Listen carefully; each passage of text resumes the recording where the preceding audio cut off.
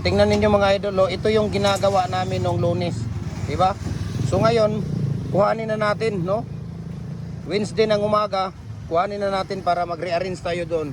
Doon natin magpa-file, doon tayo filing ng ating tawag dito, na ating mga pins concrete post natin. So we can ship din sa mga molders natin, Luzon, Visayas, Mindanao, walang problema. No, private message na ako, share ko sa inyo ang prices sa shipping details. Hollow blocks natin, hollow blocks molder 4, 5 at saka 6. Decorative molders, bricks molder, baluster, TP ng manok, RCPC pipe culvert natin. Ayan, kung makikita ninyo, dami natin diyang stock. Ayan, no, di ba?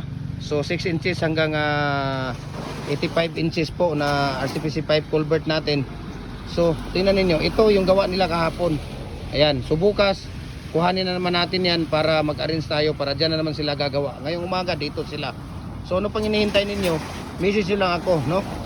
Message nyo lang ako para sa presyuhan dito. Yung ating 6 feet dito 200, ating 7 feet 230, ang ating 8 feet 280. So ang mating art natin dito at ang kabilya natin na ginagamit dito 8mm number 16 na tie wire at 3 ang bakal sa loob ng ating concrete post. Kaya matibay po siya. Tingnan niyo, kung hindi matibay yan, ayan, pangalawang araw, pangatlong araw ngayon nung ginawa.